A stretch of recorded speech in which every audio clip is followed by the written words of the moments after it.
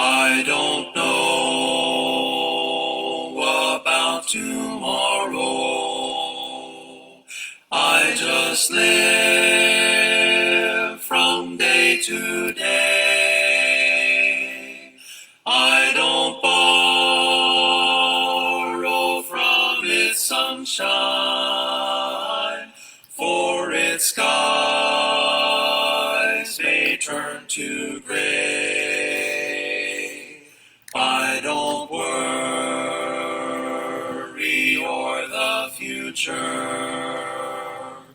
for I know what Jesus said. And today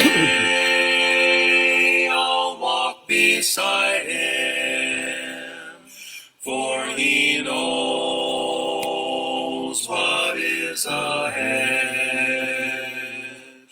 Many things about tomorrow I don't seem to understand,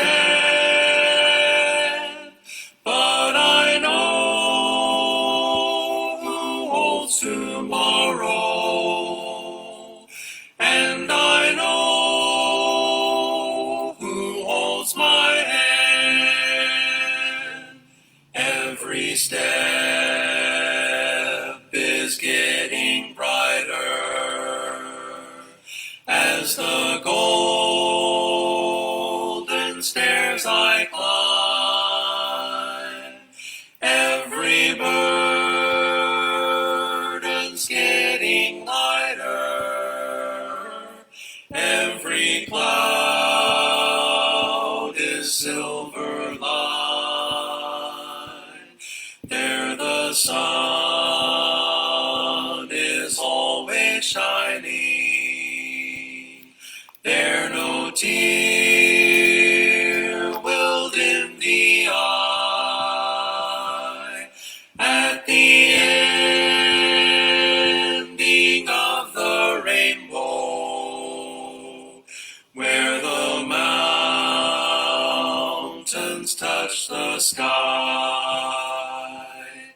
Many things about tomorrow I don't seem to understand, but I know who holds tomorrow,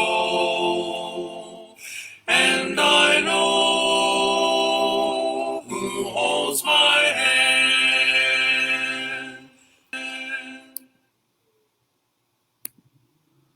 Magandang gabi mga kapatid. Magandang gabi sa lahat ng mga kapatid at mga kaibigan na kasama po natin sa ating pag-aaral sa gabing ito. Ito po ngayon po isang maulan na gabi. Ano po? Kaninang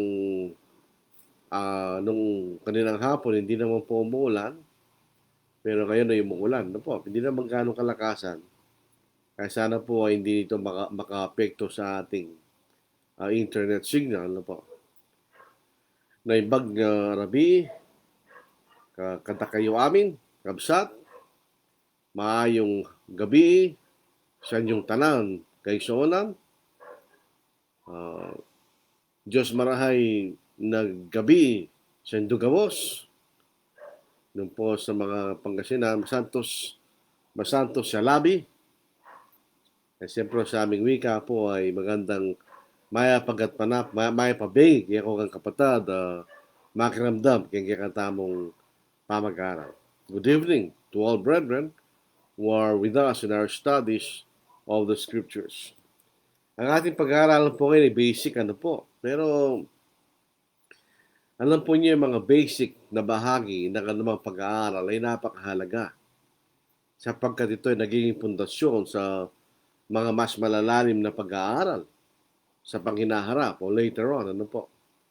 Kapag mahina po ang ating mga foundations ng mga ating pinag-aaralan, ay mahihirapan din po tayo sa mga darating na pag-aaral. Naalala ko po nung ako ay kumukuha ng calculus, napakahalaga po ng unang bahagi ng calculus Yun po yung mga foundational na mga bagay na dapat malaman. Hindi ko pinansin noon. Kaya later on, ako po ay kukuha ng mas advanced na pag-aaral sa calculus, ay nahirapan ako. Palagi kang bumabalik doon sa mga dapat sa nalaman ko na noong unang panahon. So dito po sa ating pag-aaral sa mga panahunan o biblical o Bible dispensations, so iba't ibang panahunan sa Biblia, mahalaga po yan.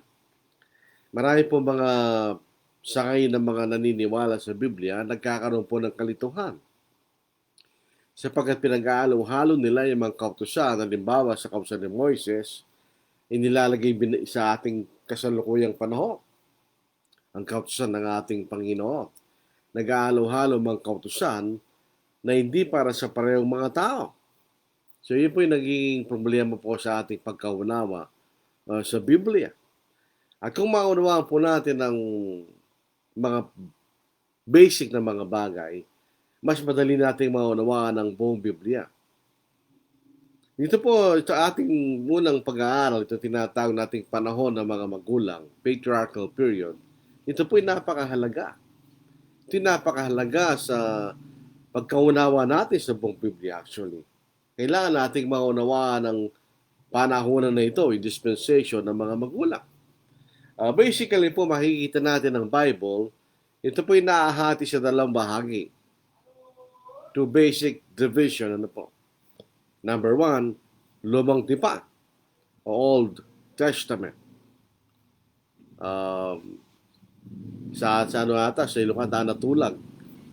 Yung Lumang Tipan, ganyan. O Old Covenant, Old Testament. Ito po ay sinulat sa Hebreo. Ito po ang wika ng mga Hudyo, no po. At ilang kaunting bahagi na isulat po sa Aramaic, na isa pong wika na parang kamag-anak ng wikang Hebreo. At ito po isulat ng 40 tao, 40 men, sa loob sa mula po ng 15,000 BC hanggang 400 BC, noon sa panahon po ni Malakay. At ito pong bahaging ito itong bahagi ng Old Testament ay mahalaga. Lalo po yung unang bahagi, itong pag-aaralan po natin ngayon. Sapagkat ito ay pinakikilala ang pinanggalingan ng tao, yung kasaysayan ng naunang tao sa atin, at ang pinagmulan ng lahat ng mga bagay, at ang mga unang mga pakikipagkatipan ng Diyos sa tao, yun sa Old Testament. Dito lang po sa Bagong Tipan o New Testament, ito po hindi naisulat sa Hebreo. Ito ay naisulat sa Grego, specifically Koine Greek. Ang salitang Grego, malayo po yan. Maraming panahon ng salitwikang Grego na ito'y nag-iiba. Meron tinatawag natin classical Greek. Ito po yung Grego na ginamit ni Plato, Socrates, Aristotle. Pero itong Koine Greek, ito po yung Greek na mga mabababang tao. Ito yung pangkaraniwang ginagamit ng mga ordinaryo ng tao. Koine Greek. At yung Bagong Tipan po ay isinulat ng 8 tao, mas kakaunti na po. Kumpara po sa Old Testament, mula po noong 52 AD hanggang 97 AD, kung pinaniniwalaan natin ang Apocalypse ay isinulat noong 97 AD. At ito ang kasalukuyang tipan ng Diyos sa tao. This is God's current covenant for man today. In other words, it is sa tinatawag po itong New Testament, sapagkat yung unang tipan o the first and Old Covenant o Old Testament was already abolished. Tinanggal na po yung lumang tipan. Ito po ay ating titingnan sa isang mabilis na paraan sapagkat ito ating pag-aaralan sa mga darating na araw sa sharing ito ng ating pag-aaralan po. Dito po sa Hebreo, sa 7 kapitulo, dito po sa 18 talata. Sa kabilang dako, mayroong pagpapawalang bisa sa naunang utos, sapagkat ito ay mahina at walang pakinabang. Dito po sa New King James. Para naman po, parehas po tayo na po. Minsan, lalo pang nagpapaniwalag sa atin kung tumitingin tayo sa iba't ibang mga salin at sa iba't ibang salin sa iba't ibang wika. Ano po? Dito po sa Hebrews chapter 7, verse 18. For on the one hand, there is an annulling of the former commandment because of its weakness and unprofitableness. Ano po yung sinasabing weakness and unprofitableness? Pinapaliwanag po sa verse 19. For the law made nothing perfect. On the other hand, there is the bringing in of a better hope through which we draw near to God. So, ibig sabihin, ang kautusan ni Moises, the Old Testament, the Old Covenant, hindi nagpasakdal ng sino mang tao. Sa ating pag-aaral po sa mas maganda pong pinag-aralan po natin aklat sulat ni Pablo sa mga taga-Roma sapagkat ito nagiging pundasyon sa ating pag-aaral ng mga tipan. Ang kautusan ni Moises, the Old Testament, the Mosaic Law, ito po ay walang kakayahan magpatawad ng kasalanan.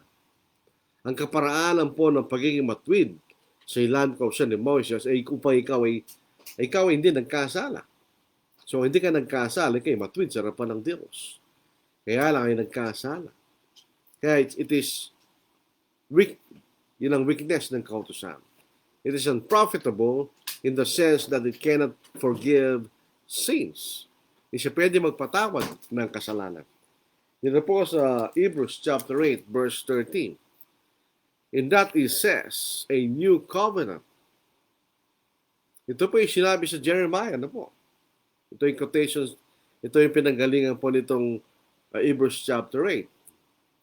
Sabi dito, in that it says, a new covenant. It made the first obsolete. Kung merong new covenant, there is an old covenant. Sabi dito. And now what is becoming obsolete and growing old is ready to vanish away. Ito isa po to the vision ni Jeremiah. So ito po ay isang tipan na tinanggal na ng Diyos. So ang kasalukuyang tipan na umiiral ngayon, ang kasalukuyang kautusan, ay ang kautusan ng ating Panginoon. Basic lang po yan. In passing lang, ano po. Napunta po tayo sa panahunan ng Biblia. Actually, meron po tatlong panahunan. Ano po? Number 1, tinatawag ng patriarchal dispensation. Ito po ang buklat ng Genesis. The whole book of Genesis. Yan ang kabuuan ng patriarchal period. O panahon ng mga magulang. So, yun po ay nagpapakita ng isang pagsamba sa Diyos o pananampalataya na pampamilya. It's a family religion. Ang pangalawang panahunan, nagsimula po sa bundok ng Sinai, ito po ang Mosaic dispensation. Ito ang panahon ni Moises. Ito yung panahon ng kautusan ng Diyos na ibinigay sa pamamagitan ni Moises. Ano po?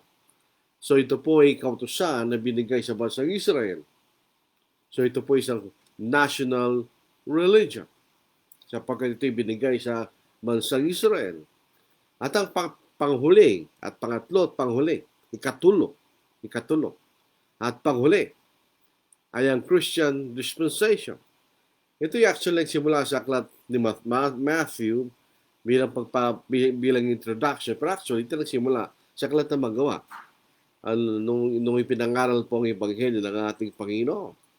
So ito po ay Christian dispensation. Ito yung panahon ng mga Kristiyano. Ito yung tinatawag universal religion.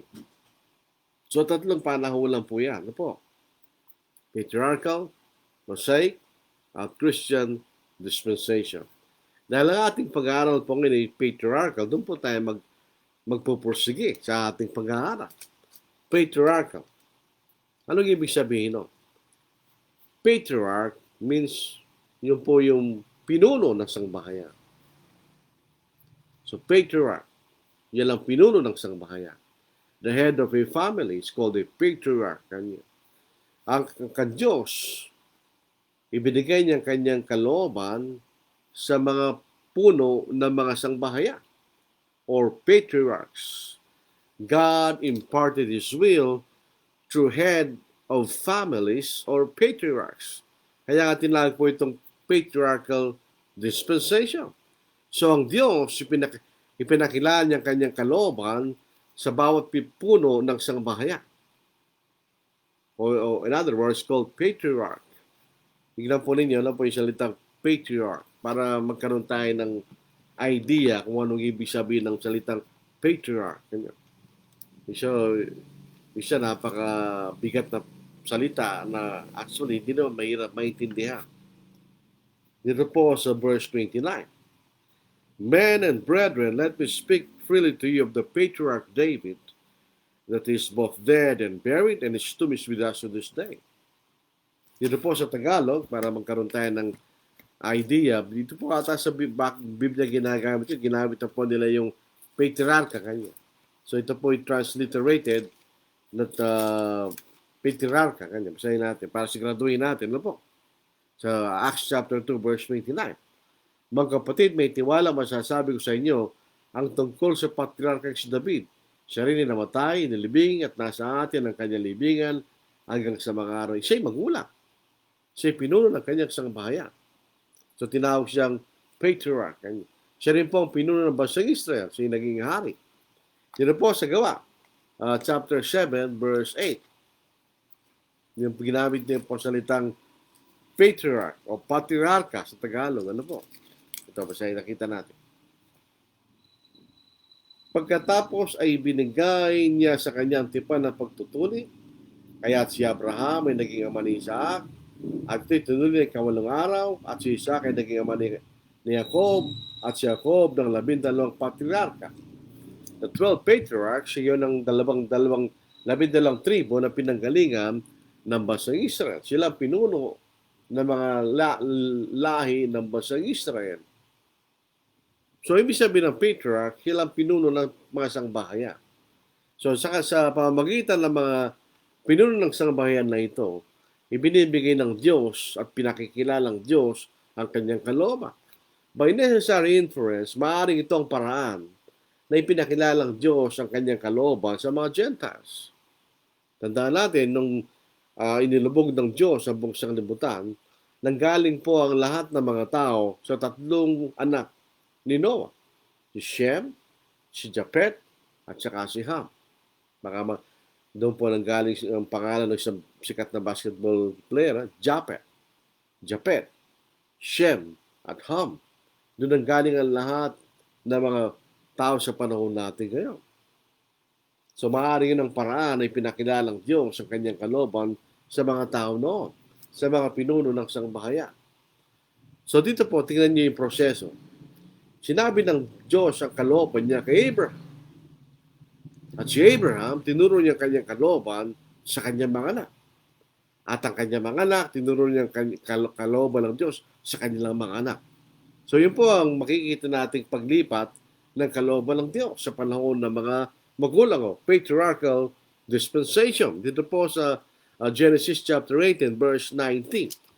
For I have known him, sabi si Abraham, in order that he may command his children and his household after him, that they keep the way of the Lord, to do righteousness and justice, that the Lord may bring to Abraham what he has spoken to him. So ito makita nating prosesa ng paglilipat ng kalooban ng Panginoon, ng Diyos sa panahon ng mga patriarka, mga magulang. Dito po sa halimbawa natin, ipinabatid ng Diyos ang kanyang kalooban kay Abraham at alam ng Diyos kanya na ituturo niya ito sa kanyang mga anak. The way of the Lord. Ano nakalagay doon? To do righteousness, gawin nila ang tama, and justice, ang katwiran. So, ibig sabihin, meron kautusan ng Panginoon na ang Diyos na ipinakilala sa mga magulang. Sa halimbawang ginamit natin ay si Abraham. Kaya ito po isang family religion. Bawat puno, bawat sangbahayan ng panahon na yon ay may mga puno. At ang Diyos ay pinakilala ng kanyang kalooban sa bawat puno ng sangbahayan. Kaya ito po isang family religion. Isa ganong klaseng kaparaanan dito po sa panahon ng mga magulang, patriarchal period. Paano kailang pagsamba? Sabi, hindi po pare-pareho ang pagsamba sa panahon ng mga magulang, ibang pagsamba sa panahon ni Moises, ibang pagsamba sa panahon natin, panahon ng mga Kristiyano. Iba-iba ang pagsamba. Sa panahon po ng mga magulang, kailang pagsamba ay ang pag-aahin ng mga hayop na kanilang iniaay sa mga altar. Pakita po natin ang mga halimbawa. Dito po sa Genesis, ikawalong kapitulo, dito po sa talatang ikadalawampu. Genesis chapter 8, dito po sa verse 20. Basahin natin. Ipinagtayo ni Noe ng isang dambanang Panginoon. Kumuha siya ng lahat ng malinis na hayop at sa lahat na malinis na ibon at nag-alay ng mga handog na susunugin sa dambana. Ngayon, nagkakaroon tayo ng idea kung anong pagkakaiba ng malinis na hayop at maruming hayop. Itong malinis na hayop ay ginagamit sa pagsamba. Ito'y kailang iniaay sa Diyos.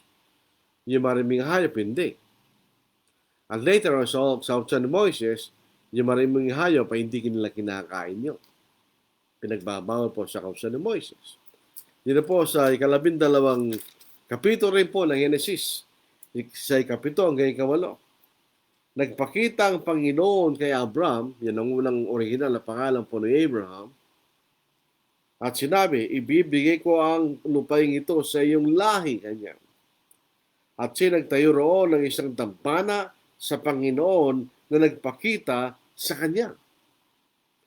Mula roon, lumipat siya sa bundok na nasa silangan ng Bethel, at doon niya itinayo ang kanyang tolda mula sa kanluran ng ang Bethel at nasa silangan ng Ai. Siya nagtayo roon ng dambana sa Panginoon at tinawag ang pangalan ng Panginoon. So ito yung paraan ng pagsamba na makikita natin sa panahon ng mga magulang.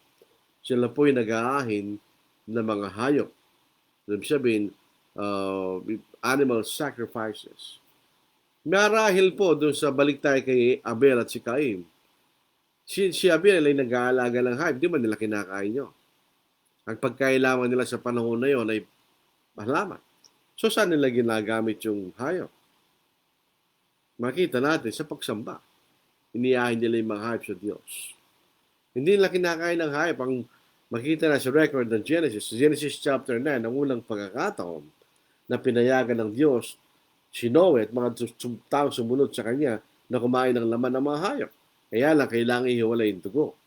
Ayon po sa ipinagutos at ipinakilala kay Noah sa panahon na yon at tinulit po sa panahon ni Moises at tinulit po sa panahon ng ating Panginoon.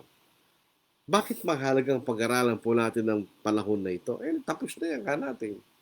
Wala na tayo sa ilalim niyan. Bakit kailangan nating pag-aralan niya? May napakahalaga mga kapatid. Kaya kung minsan dito mga nagbabasa ng Biblia, hindi nila naintindihan ang Biblia. Because hindi lang pinagtinignan ng Genesis. The book of Genesis is very important. It is very foundational. Lahat ng pangyayari sa panahon ni Moises, sa panahon ni Cristo, dahil sa Genesis. Dahil sa mga pangyayari sa aklat na ito. Tingnan nyo, para makita natin, ano po mga kapatid.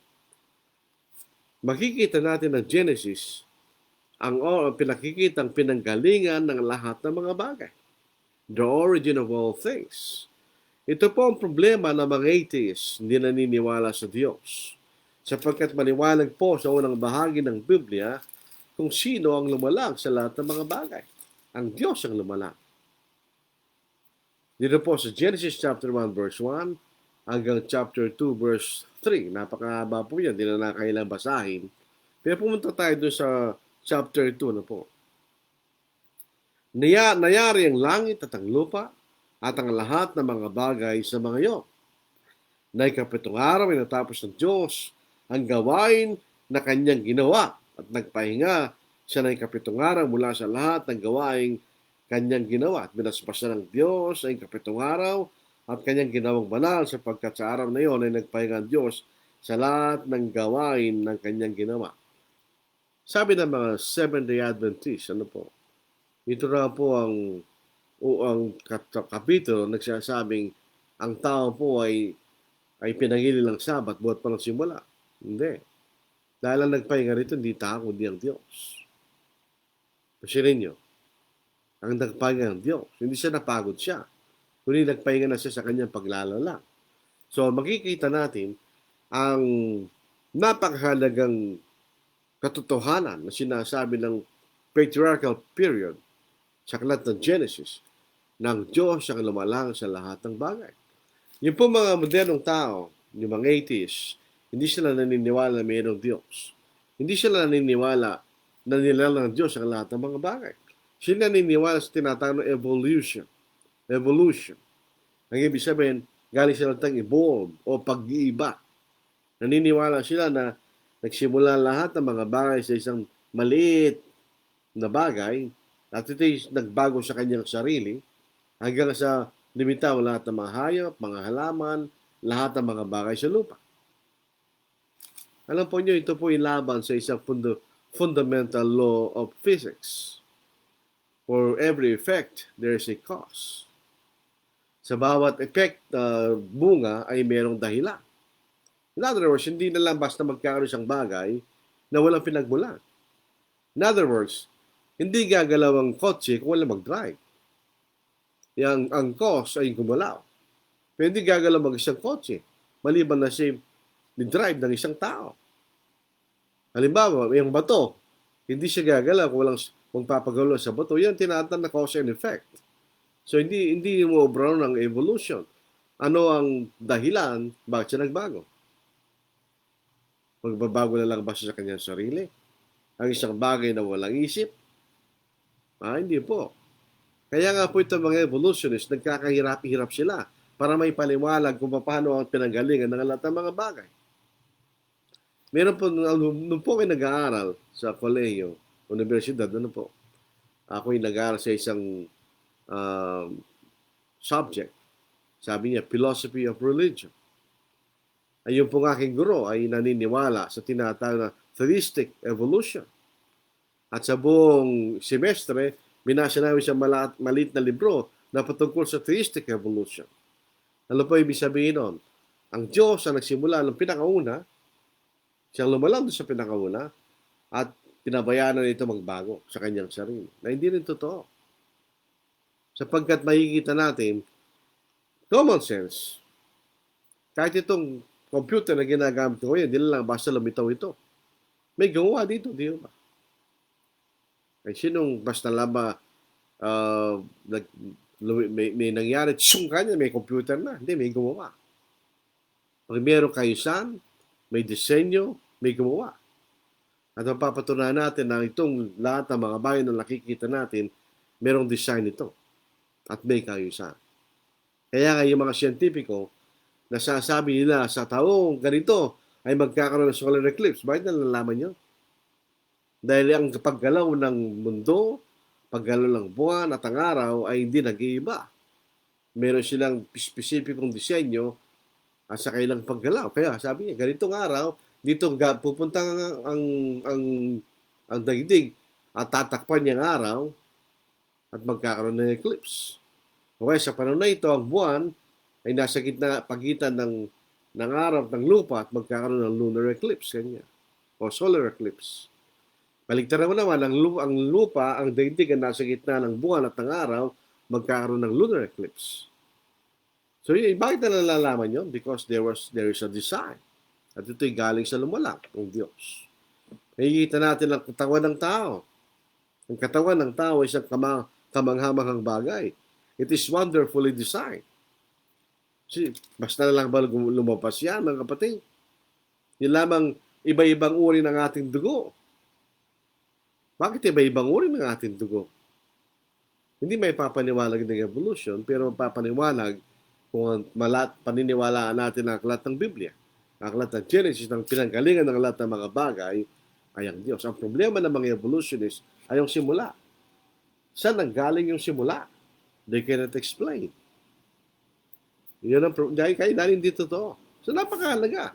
Nalalaman natin sa pamagitan ng aklat na ito ng Genesis sa panahon ng mga magulang na ang Diyos ang lumalang ng lahat ng mga bagay. Magkikita rin po natin sa panahon natin ngayon, may iba't ibang mga bansa. na may iba't ibang wika, iba-ibang kultura, iba-ibang lupain. Mapapansin po natin, meron silang natural boundaries ng mga bansang to. Na pagka ito'y pinakilaman mo, nagkakaroon ng kaguluhan. Kaya nga po nagkakaroon ng kaguluhan ngayon sa South China Sea or West Philippine Sea. Dahil may nakikilam sa mga natural na guhit na mga teritoryo ng mga bansa. Di ba? Yun po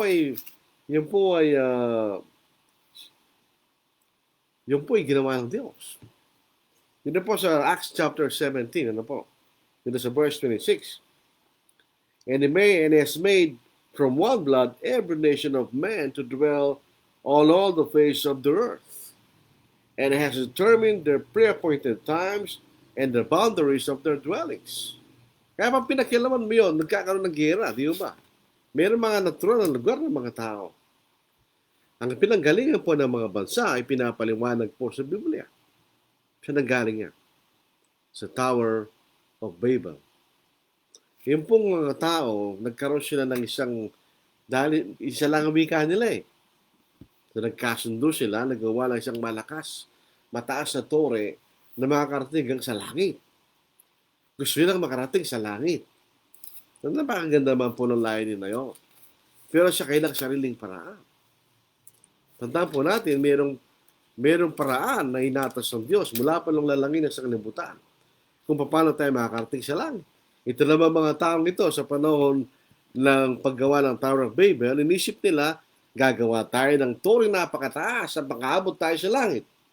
Which is impossible, di ba? Sabi po natin, noon ang buong lupa ay isang wika at magkatulad ng salita.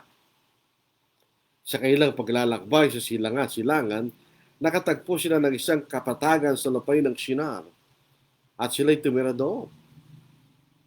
At sinabi nila sa isa't isa, "Ali kayo, tayo gawa ng mga tisa at ating lutuing mabuti. At ang kailang bato ay tisa at alkitran ang kailang simento." Sinabi nila, "Ali kayo, magtayo tayo ng isang lungsod at isang tore ng taloktok nito hanggang sa langit.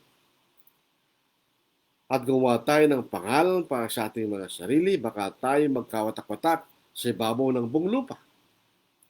Mga ba ang Panginoon na patignan ng lungsod at ang tore na itinayo ng mga anak ng mga tao?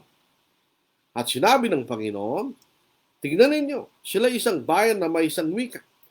At ito ang pasimula pa lamang na kailang gagawin. At ngayon walang makapipigil sa namang kailang binabalak gawin.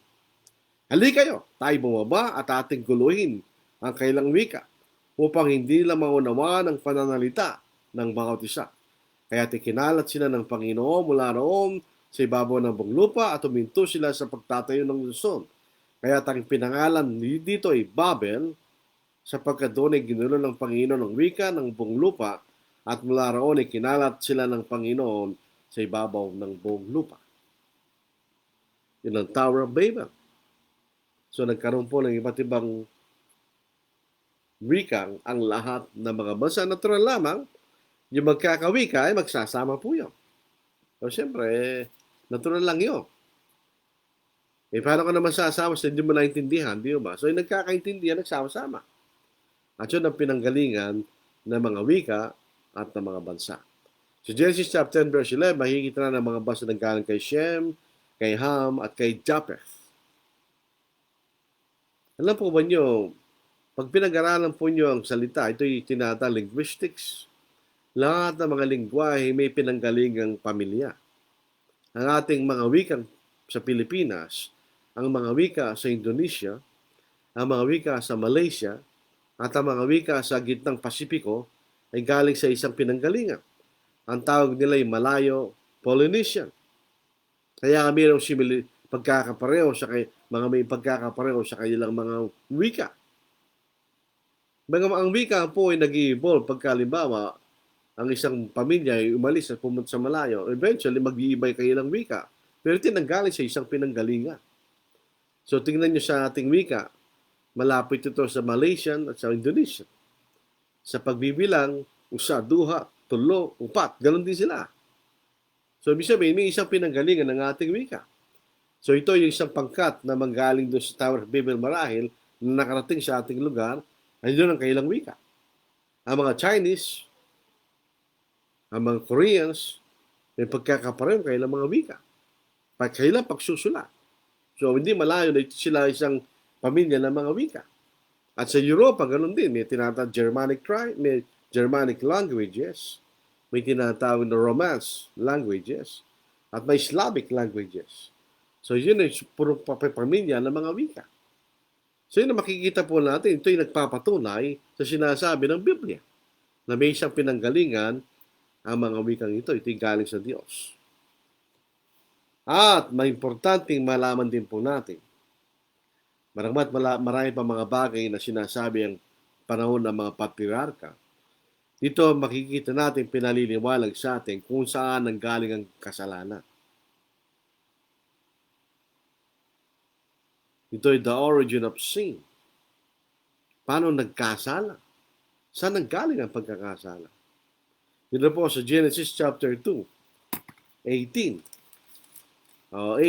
to 17. Dito po yung pinagbabawal na halamanan o halaman, na ito'y pinakilala ng Diyos. Basahin natin. Naglagay ang Panginoong Diyos ng isang halamanan sa silangan ng Eden at inilagay niya roon ang taong kanyang nilalang. At pinatubo ng Panginoong Diyos sa lupa ang lahat ng punong kahoy na nakalugod sa paningin at mabuting kainin. Gayon din ang punong kahoy ng buhay sa gitna ng halamanan at ang punong kahoy ng pagkaalam ng butit masama. May isang ilog na lumabas mula sa Eden upang diligin ang halamanan at mula ro'y nahatit naging apat na ilog. Ang pangalan ng una ay Pishon na siyang umaagos sa palibot ng buong lupay ng Avila at na do'y may ginto. At ang ginto sa lupang iyon ay mabuti. Mayroon tong bedelyo at batong onyx. Ang pangalang ikalawang ilog ay Gihon na siyang umaagos sa palibot ng buong lupay ng Kas. So ito papunta sa Africa, At ang pangalang ikatlong ilog ay Tigris na siyang umaagos na silangan ng Syria. At ang ikaapat na ilog ay Euphrates. Yun po yung mga ilog na magkatabi na nandun po sa kasalukuyang bayan ng tinatawag natin bayang Iraq o noong unang panay Babylon. At ginawa ng Panginoong Diyos ang lalaki at inilagay sa halamanan ng Eden upang ito'y kanyang bungkalin at ingatan. So buhat po nung simula ang tao nagtatrabaho. Dito po sa panahon na ito, hindi siya nagtatrabaho para mabuhay. Siya nabubuhay para magtrabaho. Dahil wala rin siyang problema sa pagkain niya, sa pangangailangan niya. At inutos ng Panginoon sa Diyos sa lalaki, sinabi, malaya ka makakain mula sa lahat ng punong kahoy sa halamanan. So wala siyang problema sa pagkain. Hindi siya kailangan magtanim para magkumain. Subalit mula sa punong kahoy ng pagkakilalang mabuti at masama, huwag kang kakain.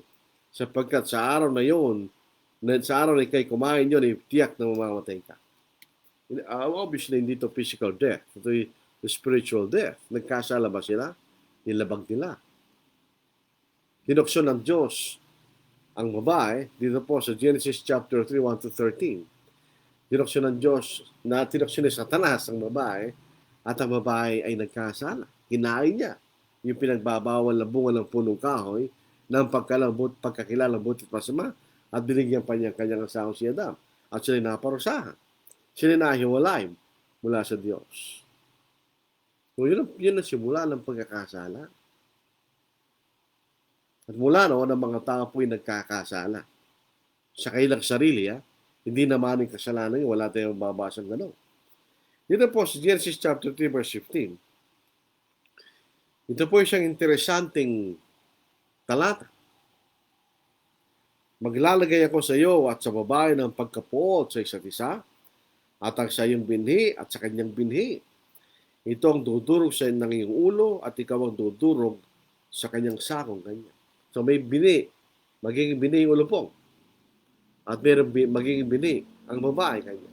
Sila magkakaroon ng alitan at ang bini ng babae dudurog sa ulo ng ulupong at ang mga bini ng lupong ang dudurog sa kanyang sako. Obviously, ito po ay tumutungkol sa krus.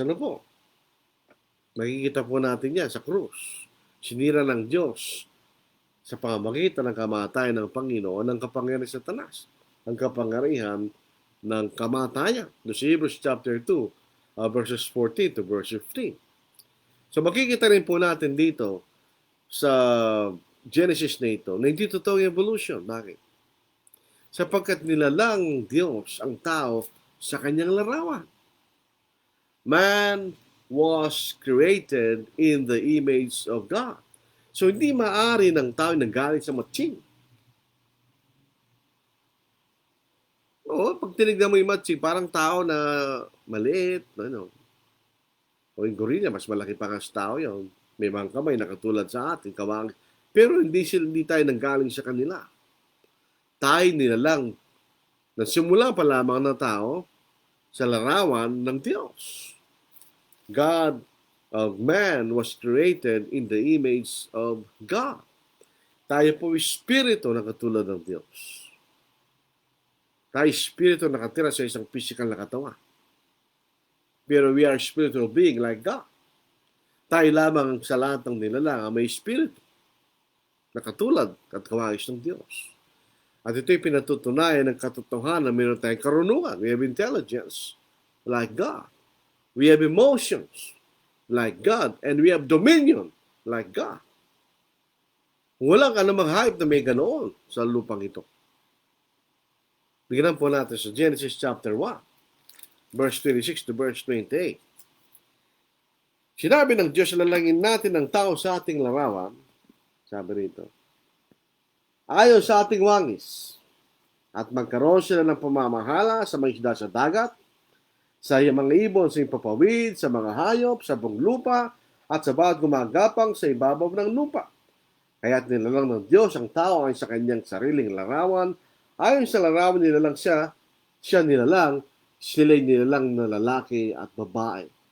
Sila'y binasbasyan ng Diyos at sa kailan sinabi ng Diyos, kayo magkaroon ng mga anak at magpakarami, punuin ninyong lupa at supulin niyo ito kanya.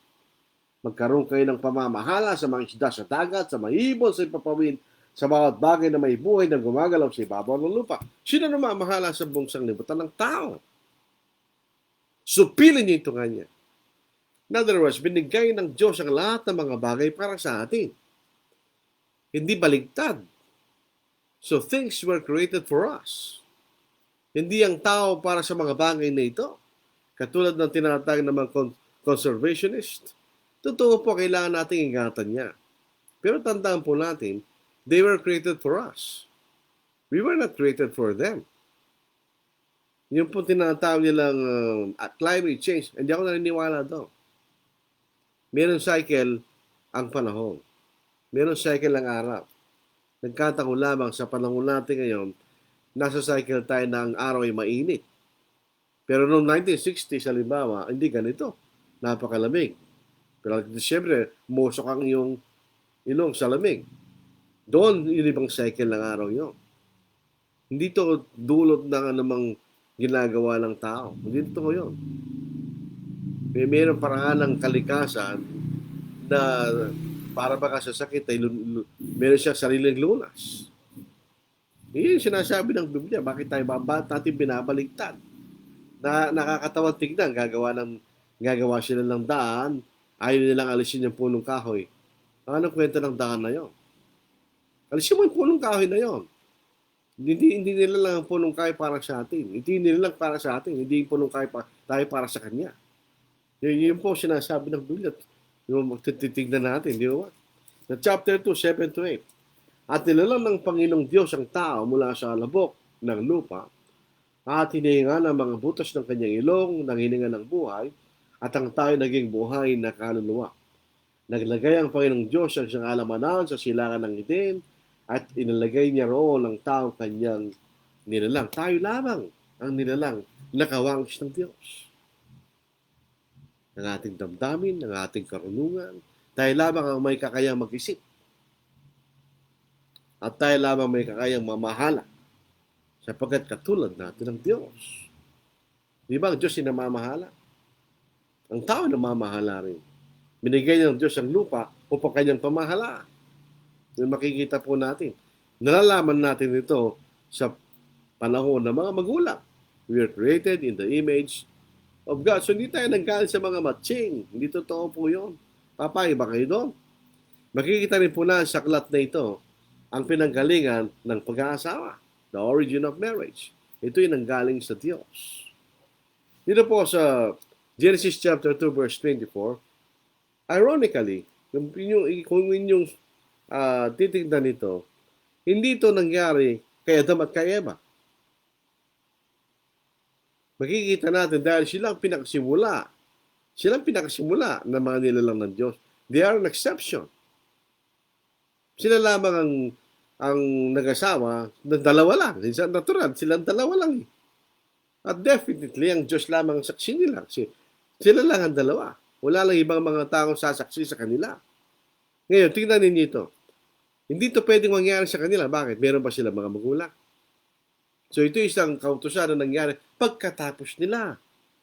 Dahil makikita natin, obviously, nag-asawahan kailan ang mga anak ni Adam at saka ni Eva, wala namang ibang source. So iniwan nila sa Adam at Eva at nagkipisa sa kanilang mga asawa. Kanya-kanyang asawa. Basahin natin. Therefore a man shall leave his father and mother and be joined to his wife and they shall become one flesh.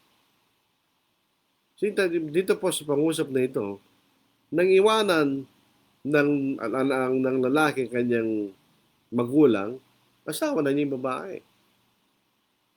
So hindi niya naging asawa yung babae, nang iwanan niya.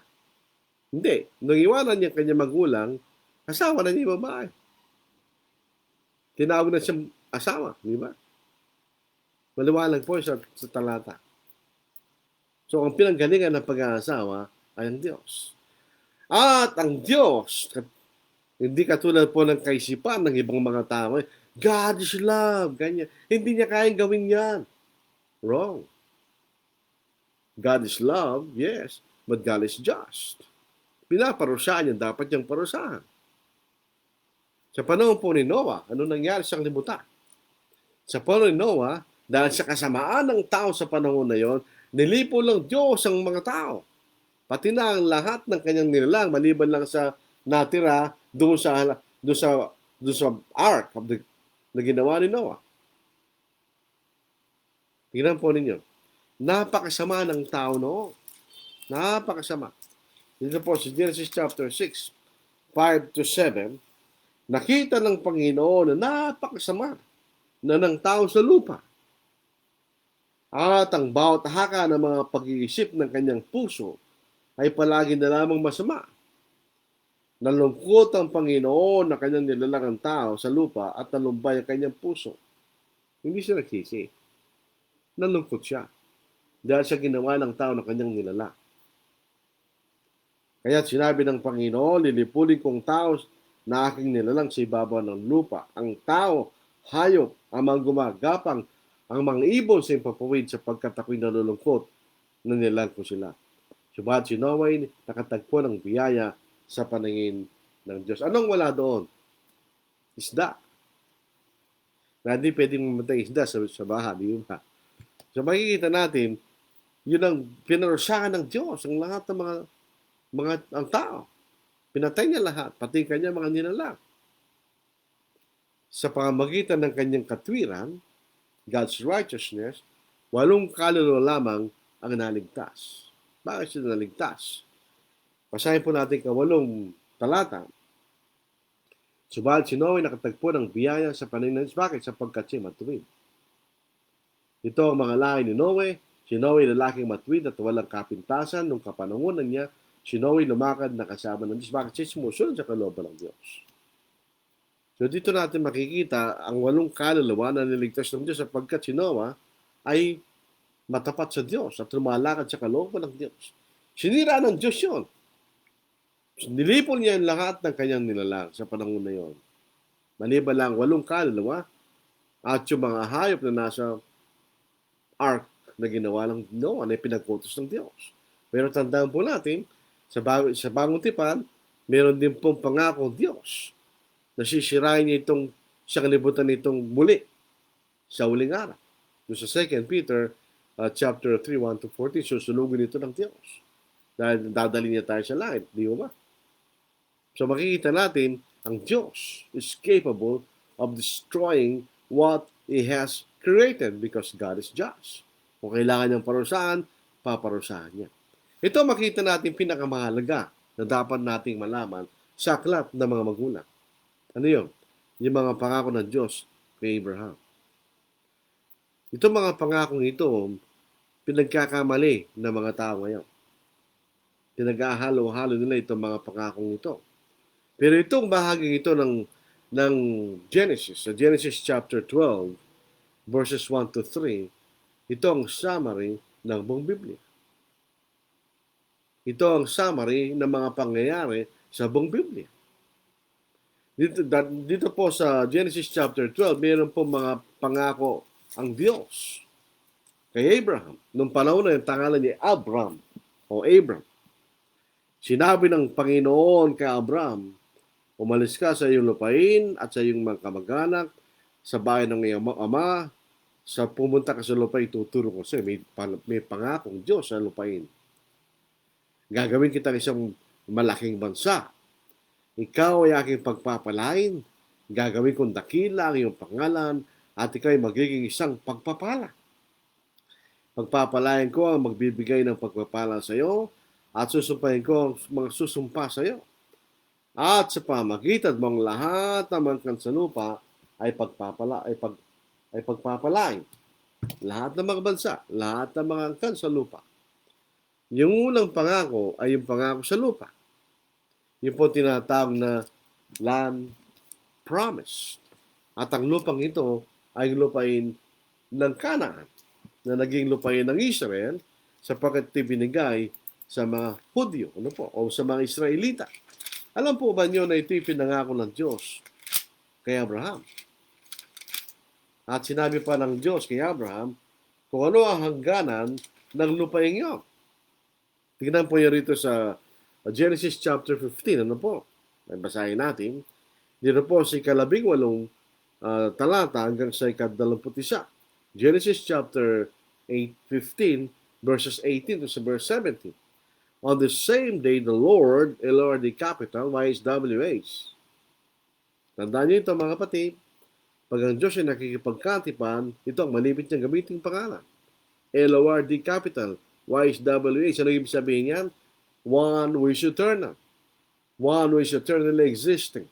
Kung ang isang katulad ng Diyos na palagi nang umiiral ay makikipagkatipan sa iyo, yun isang kasiguraduhan na gagawin niya. Hindi katulad ng tao na tumatakas at nawawala. Ang Diyos ay hindi nawawala. Palagi siya nandirito. On the same day, the Lord made a covenant with Abram, saying, to your descendants, I have given this land. From the river of Egypt, ito po ang boundary ng mula po sa peninsula ng Sinai, to the great river Euphrates, ito po ay sa lugar ng Babylon. Tingnan yan, napakalawak niyan. To the Kenites, the Kenizzites, the Kadmonites, the Hittites, the Perizzites, the Rephaim, the Amorites, the Canaanites, the Girgashites, and the Jebusites. Ito yung mga tao nakatira doon. Alam po ba niyo na yung mga taong hindi naniniwala sa Biblia, sabi nila, yung mga Hittites, walang katunayan na may ganon. Pero eventually, nagkaroon po ng archaeological findings na may mga Hittites. Yung nagpapakilala ang Biblia totoo. Hindi katulad ng Book of Mormons. Yung mga tribo na sinasabi sa aklat na yun, hindi pa natagpuan. Pero sa Biblia, lahat ng mga lugar, lahat ng mga pangalan, lahat ng mga tribo ay natagpuan na. Nagpapakilala at ito totoo. Andun rin po yung pangako ng isang bansa. The nation promise. So yung bansa magagaling kay Abraham, ito'y pupunta sa lupain na yun, na naging Canaan o Canaan. Ano yun? Yun ang Old Testament. Sapagkat yung the law of Moses, yan ang batas ng Diyos sa bansang yun na nanggaling kay Abraham. Di ba? That's the Old Testament. The land promise, the nation promise is the Old Testament. Eh yung pangatlo, lahat ng kansalupa ay pagpapalain. Inulit po yan sa Genesis chapter 22 verse 18, nang subukin ng Diyos si Abraham. At iain mo kanya ang iyong bugtong na anak ng si Isaac. At nung mapatunayan ni Abraham na siya tapat sa Diyos, hindi pinagkait ng kanyang anak, nasisa kahit patayin pa niya ito. At inulit po yung pangako niya, pero sa isang may pagkakaiba. So Genesis chapter 22 verse 18, in your seed all the nations of the earth shall be blessed because you have obeyed my voice. Sino yung binhi? So Galatians chapter 3, tingnan niyo yung pagkakaisa ng Biblia. Sa Galatians chapter 3 verse 16, ang binhi na yon ay ang ating Panginoon. Dito maliwalang po yun, mga kapatid. Sa Galatians chapter 3 verse 16, ito po ang ating mababasa. Ito. Now to Abraham and his seed, singular, were the promises made. He does not say, and to seeds as of many, but as of one, and to your seed, who is Christ. So sa pamagitan ng Kristo na binhi ni Abraham, lahat ng kansalupa ay pagpapalay. Totoo ba yan? Oh yes. Sapagkat lahat ng mga tao ay naligtas sa pamagitan ng ating Panginoon. I mean, lahat ng mga bansa sa lupa ay nagkaroon ng pagkakataon na sila ipagpalain sa pamagitan ng ating Panginoon. Siyempre, kung sila sasampalataya. Sabi rito, sa verse 28 ng Galatians chapter 3, there is neither Jew nor Greek, there is neither slave nor free, there is neither male nor female, for you are all one in Christ Jesus. And if you are Christ, then you are Abraham's seed and heirs according to the promise. Ano yun? Sa pamagitan ng binhi ay pagpapala lahat ng kasalupa. Di ba niya nakikita yun? Yun ang buong Biblia. Kaya naintindihan natin na yung unang dalawang pangako yan ng Old Testament, ibig sabihin, yung batas ng Moses hindi para sa atin. Ito'y para sa bansang Israel na nanggaling kay Abraham. Ang bagong tipan ang para sa atin. Sapagkat ito ang kautusan ng binhi na sa pamagitan niya, lahat ng kasalupa ay pagpapalain. This is the Bible. Pag nakita natin yan ang summary, maintindihan natin ang buong Biblia. Hindi tayo mahirapan sa pagkaunawa ng Biblia. Makikita po natin, bakit ang bansang Israel ay hindi pinabayaan ng Diyos? Dahil ba sila ay napakatapat sa Diyos? Hindi. Napatunayan natin sa ating pag-aasaklat ni Isaias na hindi tapat ang bansang Israel palagi sa Diyos. In fact, ayaw nilang sumunod sa Diyos. Kaya sila pinarusahan at naging alipin sa Babylon. Pero makikita natin ang bansang Israel ang pinanggalingan ng ating Panginoon. Siya ang pinanggalingan ng ating Panginoon. Ayon sa laman. So, yung Israel, ito'y pinerserve ng Diyos. At lahat ng pangako tungkol sa lupa, yung land promised, ito'y tinupad ng Diyos. Yung ilupay, tuturo ko sa iyo kanya, tapos pinaliwalag sa Genesis chapter 15, 18 to verse 21. Sa panahon po ni Joshua, basahin po natin, so Joshua chapter 21, and eventually, sa panahon po ni Solomon at David, yung sinabi ni Abraham mula sa river of Egypt to the river Euphrates, ito'y napunta sa kanilang kamay. Dito po sa Joshua, ito po ang naging leader ng Israel pagkatapos mamatay ni Moses. At sa pagkakataon na ito, matanda na rin siya. Pero basahin po na sa Joshua chapter 21, verses 43 to verse 45. Kaya ibinigay ng Panginoon sa Israel ang lahat ng lupay na kanyang pinangakong ibibigay sa kailang mga ninuno. At nang kailang matanggap ay nanirahan sila doon. At binigyan sila ng Panginoon ng kapahingahan sa bawat panig, gaya ng kanyang ipinangako sa kailang mga ninuno. Wala ni isa sa lahat ng kailang kaaway nagtagumpay sa harap nila. Ibinigay ng Panginoon lahat nilang kaaway sa kailang kamay. Wala ni isa sa lahat ng mabuting pangako na ginawa ng Panginoon sa bayan ng Israel ang hindi natupad. Lahat ay nangyari kanya. Dito rin po sa lumagdag tayo ng 2 kapitulo sa Joshua chapter 23, 14 to 16. At ngayon, sa araw na ito ay malapit na akong umayo sa lakad ng buong lupa. In other words, malapit na sa makamatay. At nalalaman ninyo sa inyong mga puso at kaluluwa na walang bagay na nagkulang sa lahat ng mga mabuting bagay na ipinangako ng Panginoon ninyong Diyos tungkol sa inyo. Lahat ay nangyari sa inyo. Wala kahit isang bagay na nagkulang.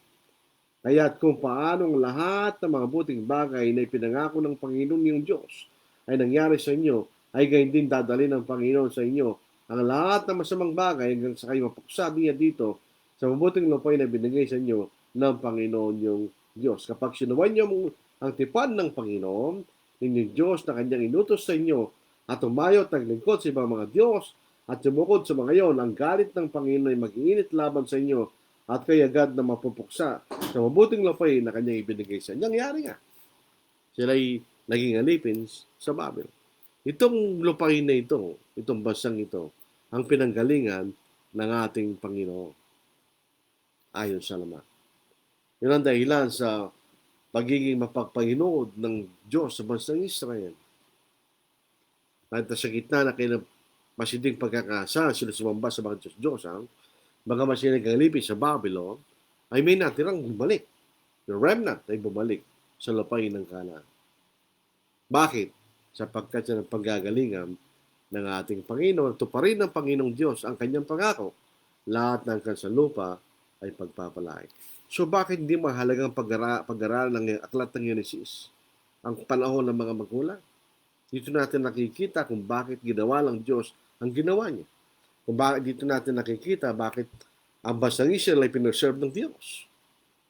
At kung bakit ang Panginoon ay namatay sa krus para sa atin. Sapagkat ito ang kanyang kaparaanan na ligtas tayo sa ating mga pagkakasala. Dahil wala tayong paraan. Nagawa lang ating katwiran sa pamagitan ng ating sariling kaparaanan. Tayo nagkasala. So tayo naging ganap at matuwid sa harapan ng Diyos sa pamagitan ng pagpapatawad na ibinigay ng Diyos sa atin sa pamagitan ng kamatayan at pagkalibing at pagkabuhay na maguli ng ating Panginoong Jesucristo. So magandang pag-aralan ang aklat ng mga magulang. The patriarchal period. So ito po ang ating pag-aaral. Ano po? Sabi nila, it's a waste of time na pag-aaral natin ng Genesis. No? Iyon ang dahilan kung bakit nagkaroon ng Biblia. Dito makikita natin kung paano ginawa ng Diyos ang kanyang plano iligtas ang tao, ang kanyang paghahanda sa pagdating ng ating Panginoon. Yan ang kautusan ni Moises. Yan ang preparasyon ng pagdating ng ating Panginoon. Sa bagay tapos dumating ang Panginoon, galing sa lupain ng Israel, tamatay sa krus. Yan ang naging bagong tipa. Yan ang kaligtasan sa pamagitan ng ating Panginoon. So ito po ang ating pag-aaral po sa gabing ito. Ang bukas at mga susunod ay ang Mosaic Dispensation. Ang gagawin po natin, magkakaroon tayo ng overview ng Mosaic Dispensation at pagkatapos magkakaroon tayo ng specific pag-aaral tungkol po sa kautusan ni Moises sapagkat marami nagkakamali. Pinag-ahalo-halo nila ang kautusan ni Moises at sinisunod pa rin nila hanggang sa panahon natin ngayon. Kaya hindi nila naintindihan o naunawaan na ang dapat natin sundin lamang sa panahon natin ngayon ay ang kautusan ng ating Panginoon. Nagkakamali sila po doon dahil nga po sa maling pagkaunawa ng kautusan ni Moises. So dito po sa ating mga pagbati, sabi ni Brother June Bautista, good evening kakabsat. Halo po yun. Baliktarin natin. Naimbag nga rabi, brethren. Sabihin, mabuting magandang gabi mga kapatid kayo. Arnold Asilo, gandang gabi po sa lahat ng mga kapatid. Gandang gabi rin, Brother Arnold. Kennedy Piligambol, gandang gabi po sa ating lahat. Gandang gabi rin sa iyo, Brother Kennedy. Rafael Ortiz, good evening, Brad, at sa mga kapatid at sa lahat ng mga viewers, God bless po. Good evening din po sa iyo, Brad, at God bless din sa iyo. Rachel Goto, ito po nandun pa sa Japan, ano po, pero nauna siya ng isang oras sa atin. Good evening po sa lahat. Good evening din sa iyo, sister. Salvador Parbo, maayong gabi, mga igsoon. Maayong gabi po, igsoon. Jenaline Escabalo, ito po nasa Canada. Pag alas 8 po ng ating pag-aaral, nakakapanood siya kasi maaga siya nagising. Siya po nasa eastern side ng Canada, so maaaring eastern time po yan. So, eksakto po ang panahong oras niya. Alas 8 na po ngayon, mga alas 9 na umaga sa kanya. Present po kanya. Good morning, sister. Aljan Ocampo, good evening po. Good evening din sa iyo, Aljon. Sa kanya, good afternoon pala. Actually, dahil sinaldon po yung 5 hours delayed sa atin. Rosalito Epnardo, naibag nga rabi kadatayo amin, kakapsat, ken gagayam. Hindi ko na alam gagayam. Alam ko lang yung naibag nga rabi kanya. Good evening sa inyo lahat, mga kapatid kanya. Yung gagayam, pag-aaralan mo po, hindi ko alam kung ano po yun. Ryan Loder, hello po Lordy. Brother Lordy, magandang gabi po sa lahat ng tapat na lingkod at tao ng Diyos. Magandang gabi sa iyo, Brother Ryan. Edna Delfino Villamayor. Gandang gabi po, Brad, Lordy, at mga nakikinig. Gandang gabi rin sa iyo, Sister Edna, lahat ng Villamayor family. Archon Roy Sumabal. Maayong gabi, Igsoon, watching from Baybay Leyte. Maayong gabi, Ipod. Igsoon. Melinda Dizon Senis. Ito po ay asawa ni Brother Randy. Ano po? Good evening po mga kapatid. Good evening din sa iyo, Sister Pat. Hindi pala. Sister Dak. Randy Canilong Senis. Good evening po siya. Good evening sa iyo, Brother Randy. Grace Tagaygay. Good evening po, Brad. Sa lahat na nakikinig. Maayong gabi po. Sister Grace. Gerard Rasin. Good evening. Good evening po sa lahat, Brad. Magandang gabi rin sa iyo, Sister Chona at ang Rasin family. Kasama na si Brother Rick. J. Cabagi Arellano. Magandang gabi po. Present po uli mula sa Evangelista Church of Christ. Yan po pinakamatandang Church of Christ sa buong Pilipinas. Yan ang original sa Pilipinas. J. Cabagi Arellano. Magandang gabi. Ni Say Brad. May tanong na rito eh. Pero nagpasamula po natin ng tanong.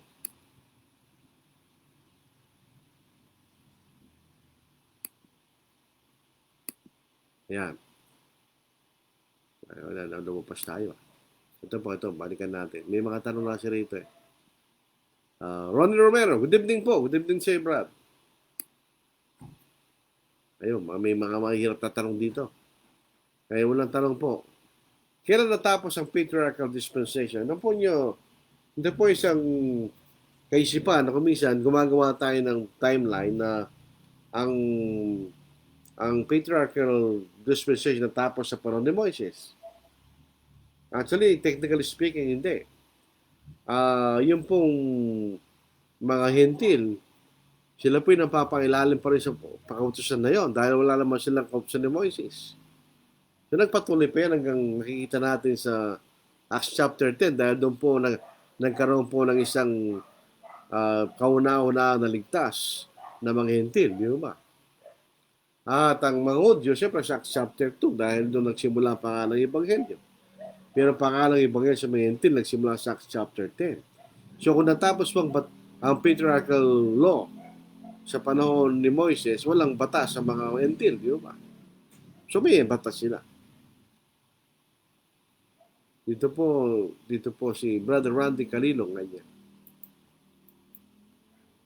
Tanong po kapatid, na makakain ng buho ng kahoy ang mga kapwa nila nakita sila'y hubad. Sila'y gawa ng damit sa pamagitan ng daon ng punong igos. Ngunit ang Diyos ang gawa ng damit at mag-asawa para pantakip sa kanilang katawan. Sa panahon ba natin lalo mga Kristiyano, ang pagsuot ng mga damit ay dapat kaya ay sa paningin. Tama po yun. Kaya po, pinalitan ng Diyos yung damit nila dahil maiksi. Maiksi ginawa nila doon sa mga punong igos. So, gumawa ng Diyos ng isang tunika, na isang malaking, mas mahabang damit ang mag-asawa para takpan ang kailang pagkahubad. So, nung sila hindi pa nagkasala, wala silang mali sa kailang pagkahubad. Nalaman lang sila ng hubad, sila kumain na pinagbabawal na punong kain ng Diyos. Kaya nung sabihin nilang sila'y hubad, alam ng Diyos nagkasala sila. Dahil kung hindi nila malalaman na sila'y hubad. So tingnan si Adam at saka si Eva, hindi sila katulad natin. Tayo nanggaling sa sanggol, hindi sila nanggaling sa sanggol. Tayo nanggaling sa sanggol at unti-unti tayong nagkakaroon ng isip. Sila hindi. Bago sila nagkasala, sila ay parang bata, pero responsable sila. Sila ay parang bata na sila inosente, Wala silang alam sa masama at mabuti, pero sila responsable. So sila unique, hindi natin sila katulad. Tayo po, nagkaroon tayo ng paglaki. Hindi sila lumaki, malaki na sila kagad. Pero hindi sila, pero sila inosente dahil wala silang alam sa masama at mabuti. Pero sila responsable dahil sila may gawain sa loob ng halamanan. So hindi natin sila katulad. Sila pinanggalingan natin, pero siyempre dahil silang una, hindi natin sila katulad. Hindi sila nanggaling sa pagbubuntis ng isang babae. Bakit po pinarusya ng Diyos ang aha, samantalang ginamit lang naman po siya ng Diablo para tuksoin si Adan at Eva? Ito isang halimbawa. Makikita natin na kahit na sa darating na marami, ito sinasabi sa atin ng Diyos. Na kung ikay magpapagamit sa Diablo, ikay parusahan ng Diyos. Alam niyo, maraming detalye hindi natin alam sa serpent na yon. Number one, siya nagsasalita. Katulad siya ng donkey ni Balaam na nagsasalita. Marahil siya nakapagsalita dahil sa pamamagitan ng kapangyarihan ni Satanas. Pero di rin nabigla yung babae. Kasi sinabi ng Biblia, kung titignan natin, ito isang particular, isang particular na nilalang. Actually, ito isang tinatawag na beast. Ito isang malaking nilalang, katulad ng mga kalabaw, mga baka, mga dinosaur. May dinosaur sa Biblia. Dahil meron sila nakikitang dinosaur sa mga buto. Ang ahas nga higit na tusok kaysa alinman sa mga mailap na hayop sa parang na nilikha ng Panginoong Diyos. Dito po sa New King James. Merong mga salita na wala dito sa New King James. Dito po sa Genesis chapter 3. The serpent was more cunning than any beast of the field, which the Lord God has made. And he said to the woman, as God indeed said, you shall not eat of every tree of the garden. Yung nagsasalita siya na po sa isang hayop na malaki. So yun ang katanungan na may katwiran. Bakit siya pinarusahan samantalang ginamit lang siya ng Diablo? Ito isang halimbawa na sinasabi sa atin ng Diyos. Kung ikay magpapagamit sa Diablo, ikay parusahan ng Diyos. Yung kita natin yun. Yan ang nakikita ko significance doon. Ano po? At kung gusto siyang parusahan ng Diyos, bakit hindi? Sapagkat nilalang lamang siya ng Diyos. Yung makikita natin. Ito po sa tanong po ni Brother Kennedy Piligambol. Ano po? Could the chapter ng 3 in Genesis na magturuan ng mag-asawa, hinintay ba ng Diyos na sila magsisi sa kanilang? Yes. Kaya lang, pride. Ang pride. Nung ako'y maliit, mayroong isang sabon na pride. Siguro may pride na maglinis. Pero ang pride ang dahilan, bakit di sila nagsisi? May siya tanggapin niya ng kailang pagkakasala. Sabihin ng babae, papatawarin po kayo Diyos, nagkasala kung ako'y natuksong kumain doon sa pinagbabawal niyong pagkain at binigay ko sa aking kasama kanya. Ang sasabihin na, patawarin mo ako Diyos, tinanggap ko, hindi ko sinaway ang asawa, kinain ko yung pinagbabawal. Tapos na yung problema, patatawarin sila ng Diyos. Sila ba'y nagsisi? Nagturuan. Ito kasi babaeng binigay mo eh. Yung kalulupong kasi. Tayo rin ganon. Napakasimple tanggapin mo lamang yung pagkakamali. Gaano grabe yung pagkakamali mo, magsisi ka lang. May mga Kristiyano pa rin na gagawin ang lahat dahil sa pride. Naantong pa sa pagsisinungaling dahil lang sa pride nila. Which is bad. Alam ng Diyos kung nagsisinungaling ka. Alam mo rin kung nagsisinungaling ka. Bakit mo lang tanggapin na kayo nagkamali? That's the best and easiest solution, di ba? Yan sana ginawa ng mag-asawa. Kaya lang, ikaw kasi, yung rupong kasi, ano yun? That's pride. Ayaw mo tanggapin na kayo nagkamali. Di ba? Yun ang makikita natin. So ito yung nagtuturo sa atin. Pag nagkamali ka, tanggapin mo yung pagkakamali and repent. Hindi patatawa ng Diyos. Walang problema yun. Gano'n man kalala ang ginawa mong pagkakasala, o ikay nagsisi sa Diyos, patatawarin ka ng Diyos. Yun po makikita nating aral po. Ba't nagturuan sila? Because of pride. Sa chapter ng Genesis ng nagturuan ng mag-asawa, hinihintay ba sila magsisi? Opo, yun po makikita natin. Nilampasan ko pala kay Brother Kennedy. Could God given no hint to Adam not to eat that forbidden fruit, but heaven told to Eve, was it could have seen not happen, but I believe this should happen as it is. Hindi. Actually, alam ni Eva yung utos ni Adam. Kasi yung mga tanong ni Satanas, di ba sinasabi kanya lahat ng mga punong kayo pwedeng kainin kanya.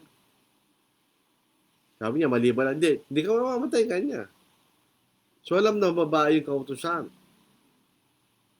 Pero kung titignan natin mabuti, itong pasinin po natin, naunawaan ba nila yung kautusan? Naunawaan ni Adam yung kautusan.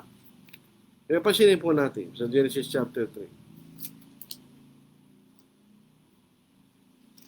Chapter 2 pala, dito sa chapter 3 nga. Kami dito. Now and the woman said to the serpent, as God indeed said, you should not eat of every tree of the garden. Baliktad yun. Baliktad sa sinabi ng Diyos. You shall eat of every fruit of the garden except kanya for the tree of the knowledge of good and evil. Baliktad ng tanong ni Satanas eh. Kaya Satanas ang dakilang mandaraya. And the woman said, we may eat the fruit of the trees of the garden. Yun ang totoo. But the fruit of the garden, which is in the midst of the garden, God has said, you should not eat it, nor shall you touch it, lest you die. Ang problema, may dalawang punong kahoy sa gitna ng halamanan. At hindi lang sinabi ng Diyos. Ang sinabi ng Diyos, yung talaman, the tree of the knowledge of good and evil, yun ang sinabi ng Diyos, hindi sa gitna ng halamanan. Na kung titignan po natin mabuti, ang talatang ito, ano po, may dalawang halaman sa gitna ng halamanan. Ano yun? Tingnan nyo, sa Genesis chapter 2 verse 9. And out of the ground the Lord God made every tree good, that is pleasant to the sight. Ito yung totoo lang sa halamanan ng hindi sa labas. And good for food. The tree of life was also in the midst of the garden, and the tree of the knowledge of good and evil. So, ibig sabihin, mali ang pagkaunawa ni Eva sa turo ni Adam. Hindi nasa gitna ng halamanan na pinagbabawal ng Diyos. Ano yun? Kundi the tree of the knowledge of good and evil. Tignan niyo. Nakita ni Satanas yun, di ba? Hindi niya antindihan ng kautusan na binigay ng Diyos. So, doon siya tinukso ng Diablo. Ganun ang pandaraya niya. Pastuklin niyo. Then the serpent said to the woman, you will not surely die. May katotohanan doon at may kasinungalingan doon. Hindi ka mamamatay in the sense physically, hindi ka mamamatay. Totoo yun. Pero may kasinungalingan in the sense na mamamatay ka spiritually. Nasabi lang ng Diyos, kaya walang pagsasalang mamamatay. Naintindihan mabuti na Adam yan. Oo. Naunawa ba ni Eva? Yan ang problema doon. Minsan nakikita ko, hindi naunawaan ng babae mabuti yung utos. Tingnan, hindi sa gitna ang pinag-uusapan eh. Nagsabi niya rito, you may eat the fruit of the trees of the garden, but the fruit of the tree which is in the midst of the garden. Sino ba nasa gitna? The tree of life. Pinagbabawal ba ng Diyos yun? Hindi. Tama yung sagot sa Satanas. Biyasa doon sa maling pagkaunawa. Kung kakainin mo yung alaman na doon, na sa gitna ng halaman na yung tree of life, ikaw ba yung mamamatay? Hindi. This is a lesson of properly understanding the scriptures. Kung mali ang iyong pagkaunawa sa kasulatan, doon ka titirani sa Satanas. Kung tingnan niyo mabuti, tingnan niyo sa Genesis chapter 2 verse 9, ulitin natin. And out of the ground the Lord made every tree grow, that is pleasant to the sight and good for food. The tree of life was also in the midst of the garden, kanya. And the tree of the knowledge of good and evil.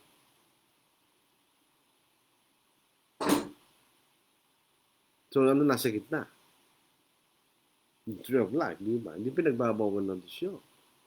Kung sinabi ni Eva, ang pinagbabawal sa amin, kanya, huwag namin kainin yung alaman ng pagkaalam ng mabuti at masama. Totoo yun. So, meron siyang hindi ganong maliwalag pagkaalam sa kautos ng Diyos. May nagsasabi na ng mga ng babae, pero sa akin, kung titingnan niya mabuti, hindi niya naunawa mabuti yung kautosan. Kaya siya kinausap ng Diablo sa pamamagitan ng ulo po. So tingin natin, kung ang lalaki kinausap niya, baka hindi ka na magiging bunga. Hindi, bawal yan. Hindi ko kakainin yan. Kanya. Kaya lang, ito lang ang problema ng lalaki. Matindi ang effective implementation ng babae sa lalaki. So siya daw po original na under the saya. Imbes na sa mga yan, ba't mo kinain yan? Di mo ba lang bawal yan? Kinain din niya. Yun ang kasalanan niya. So yun po makikita natin doon. Hindi po dahil ito yung scheme of redemption, hindi. Makikita natin, lilito na drama lang yung nangyari doon. Hindi drama yun. Ang pagganap ng kalooban ng Diyos ay naayon din sa free will ng tao. Yun ang kapangyarihan niya. Ginagawa ng tao ang kanyang free will, at the same time, nagagawa rin ng Diyos ang kanyang planong pagliligtas tao. Tingnan po ninyo, yun ang papatay sa krus sa ating Panginoon. Hindi nila alam na nung sabihin nila ipapatay niya sa krus, tinutupad nila ang kalooban ng Diyos. Hindi nila alam yun. Yun ang kailang kalooban. Nung ginawa nilang kalooban nila, tinutupad nila ang kalooban ng Diyos. That's the power of God. Di ba? Pinilit ba sila ng Diyos? Wala namang pumilit sa kanila. It came out of their free will. Pero dahil ginawa nilang kalooban nila, pinapasok ko sa Panginoon, ginawa nilang kalooban ng Diyos. Yun ang kapangyarihan ng Diyos. Ryan Loder, kanya. Bakit po hindi tinanggap ng Diyos ang ahin ni Cain, gayon ng kanyang ahin ay pinakamainam sa bunga ng kanyang mga halaman? Dito ayon sa pananampalataya. Ang pananampalataya ay nanggagaling sa pakikinig at sa pakikinig salita ng Diyos. Hindi marahil yan ang kalooban ng Diyos. Tandaan natin ang pagsamba nila ay sa pamamagitan ng pag-offer ng mga hayop. Ang in-offer niya ang pinakamainam sa kanyang mga tanim. Kaya hindi tinanggap ng Diyos. Wala tayong nakikitang nag-aahin ng tanim sa Old Testament. Lalo sa panahon ng patriarka, palaging mga hayop ang kailang iniaahin. Marahil yung dahilan bakit hindi sila tinanggap. Alfredo Banao, watching. Brad, naimbag nga rabim, kanya. Kastamat, kengka, kapsat. John Bautista. O yung lupa, inatulan, hindi. Pinahirapan lang yung lupa para parusahan si Adam. May kapangyarihan ng Diyos doon, kanya. Wala sa makasalahan yung lupa. Hindi naman pinarusahan ng Diyos yun. Ginamit ng Diyos yung lupa para parusahan niya si Adam. Pahirapan niya si Adam eh. Mula sa tulo ng pawis mo kanya, kakain ka. At ang bubunga kanya, lalabas ng lupa, sabi nga po natin, sabi dito po sa verse 18 ng Genesis chapter 3, both thorns and thistles it shall bring forth for you. Yan ang parusa niya kay Adam. Ginamit niya yung lupa ng Diyos. Brad, may tanong ako. Si Tanas ay nakipag-usap sa Diyos, hindi siya natatakot sa Diyos. Tapos sa masamang espiritu, takot siya sa Diyos. Anong pagkakaiba ni Satanas sa masamang espiritu? Ang masamang espiritu, hindi nga po natin alam kung ano yung masamang espiritu. Wala pong sinabi sa atin kung saan ang pinanggalingan ng mga yan. Hindi naman sa espiritu ng mga tao. Dahil ang espiritu ng mga tao nasa Hades, yung mga alis doon. Hindi natin alam kung yun ang mga anghel na nagkasal. Dahil ang mga anghel na nagkasal, nandun din sila sa Hades. Hindi natin alam kung ano yung masamang espiritu na yan. Actually, ang Diyos, ang Satanas, ay natatakot sa Diyos. Nagsabihin ng Diyos, huwag mong galawin kanya. Tirahin mo kanyang pag-aari, huwag mong galawin siya kanya, hindi ginalawin sa Satanas. Saktan mo siya kanya, walang sa patay, hindi siya pinatay ng Satanas. Takot siya sa Satanas na Diyos. Dahil alam niya, hindi niya kaya ang Diyos. nakikipag-usap siya, totoo, pero takot siya sa Diyos. Dahil alam niya, hindi niya kaya ang kapangyarihan ng Diyos. Dahil alam niya, meron ng panahon na nakahanda sa kanya na siya'y parurusahan ng Diyos. Dito po ako sa tanong ni Brother Randy, Nalilong Sienis. Genesis chapter 3 verse 8, kapag po nakain ng dalawang punong kahoy ng buhay, ano bang sinasabi mabubuhay magpakailanman? Silang dalawa, mabubuhay, hindi sila mamamatay. Ang ginawa ng Panginoon, yung tree of life na magbibigay ng eternal life na nawala, ibabalik ng Diyos sa pamamagitan ng ating Panginoon. Kaya sa aklatang Apocalypse, binanggit ulit yung eternal tree of life, di ba? Dahil symbolically, meron tayong buhay na wala hanggang sa langit. Kanya, yung makikita natin. So sabi ni Brother, sumpay ng lupa. O, totoo yun. Sumpay ng lupa para kanino? Para sa'yo, kanya. So hindi pinarusahan ng lupa dahil lupa, wala namang buhay ang lupa, wala naman siyang alam. Pero ibig sabihin, ang pinaparusahan lang yung may isip, yung nagkasala. Maganda yung tanong, Brother Ronnie Romero, ba't pinarusahan ng Diyos yung ulupong, kanya? Samantalang ginamit lang siya ni Satanas. Marahil makikita natin doon, sinabi ng Diyos, pinakikita, kung sino man ang magpapagamit kay Satanas, ay parurusahan ng Diyos. So makikita natin yung lupa, hindi siya pinarusahan. Sinumpa ang lupa para parusahan si Adam. Kasi ito basahin po natin. Curse is the ground for your sake.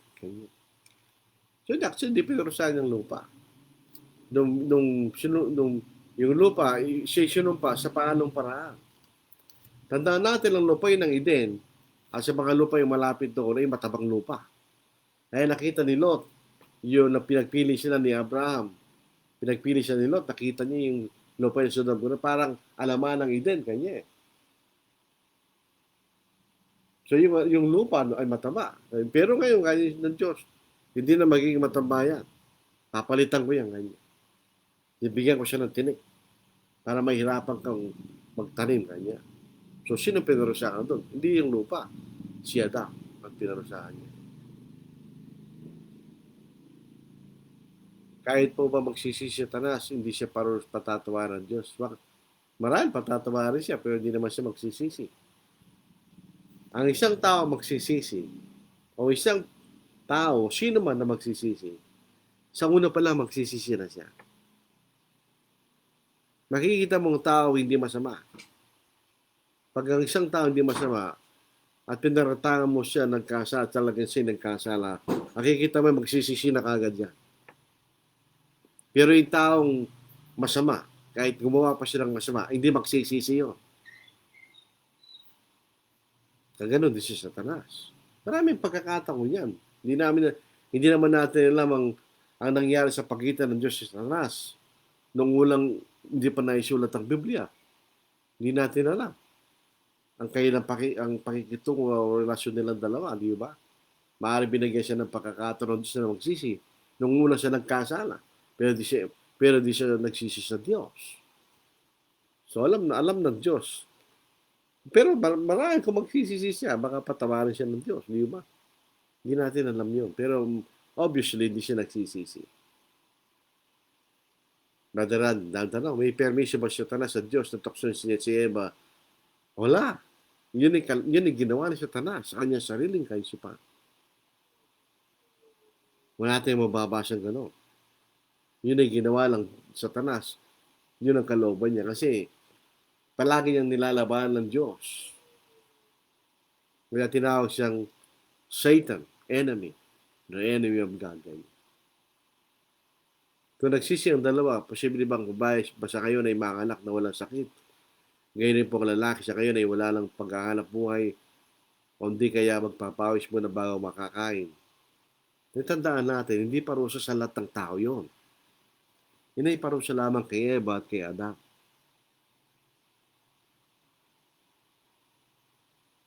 Hindi naman tayo kasama sa parusa na yun.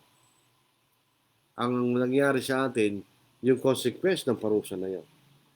Kasi ang nangyari, pinalaya sila sa halamanan, di ba? So, wala na tayong access ngayon doon sa Tree of Life. Yun ang consequence no. Hindi dahil sa nagkasala tayo, pero it's physically impossible sa atin makuha natin Tree of Life. Hindi na natin alam nasaan yun.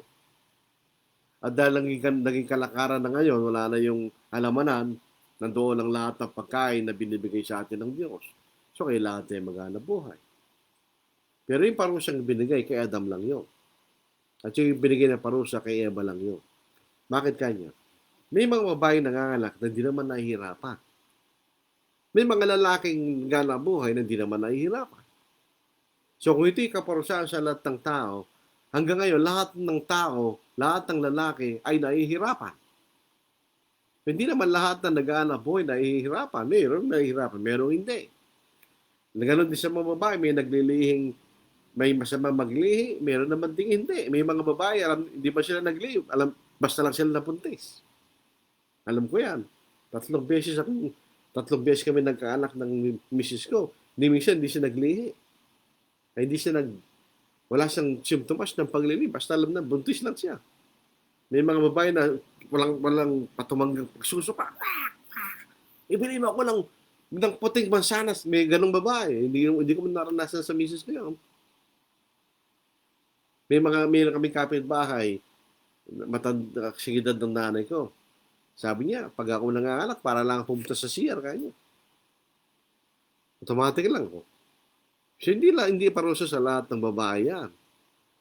Kasi hindi parusa sa lahat ng babae. Lahat sana ng babae, ganon. Hindi naman. May mga babae hindi nahihirapan mga anak. May mga babae hindi naglilihi. So, hindi yan kaparusahan sa lahat ng babae. Kay Adam lang yun, ay kay Eva lang. Yung kay Adam lang yun. Parusa lang ni Adam yun. Kasi akala ko rin ganun noon eh. Hindi, parusa sa lahat ng babae. Eh bakit ka? Kung kapitbahay namin dyan, hindi naman nahirapan mga anak. Hindi nga naglilihi ka ako. Basta lang sa buntis, lumalaki na lang biglang dyan. Marami babae gano'n. Meron din mga talagang babaeng hirap na hirap pag naglilihi sila. So hindi yung kaparusahan sa lahat. Yun yung kaparusahan lang specifically doon kay Adam at saka kay Eva. Eva po. Yung mga ibang din, yung mga bakit pinarusahan ng Diyos yung ulupong? Actually, mahirap na tanong yun, mga kapatid. Pero nakikita ko lang doon, pinakikita sa atin ng Diyos na kung yung ulupong na yun na walang isip ay na ginamit sa touch, pinarusahan ng Diyos. Parurusahan ka rin ng Diyos na tao pag nagpagamit ka kay Satanas. Parurusahan ka ng Diyos. Parang yung halimbawa ng nagpabautismo ng ating Panginoon. Kailangan ba siya magpabautismo? Hindi, wala naman siyang pagkakasala. Anong kasalanan patatawarin sa kanya? Bakit siya nagpabautismo? Para maging halimbawa sa atin. Pwedeng sabihin sa atin ng Panginoon, matayo mong pabautismo. Hindi na po kailangan sa kaligtasan niya, sasabihin ng Baptist.